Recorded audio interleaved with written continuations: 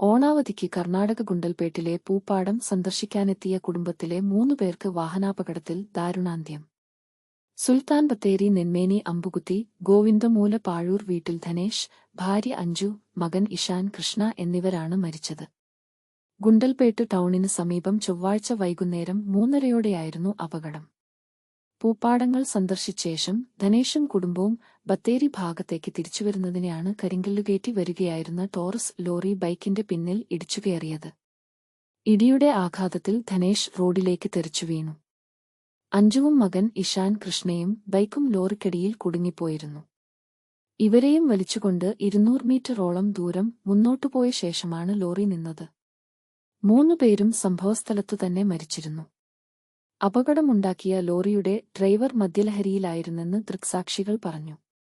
ഇയാളെ നാട്ടുകാർ ചേർന്ന് പിടികൂടി പോലീസിൽ ഏൽപ്പിച്ചു. മൃതദേഹങ്ങൾ ഗുണ്ടൽപേട്ട് ഗവൺമെന്റ് ആശുപത്രിയിലേക്ക് മാറ്റി. ഓണാവധിക്ക് വീട്ടിലെത്തിയ ധനേഷ് ചൊവ്വാഴ്ച രാവിലെ 11 മണിയോടെയാണ് ഭാര്യയും മകനുമായി ഗുണ്ടൽപേട്ടിലേക്ക് പോയത്.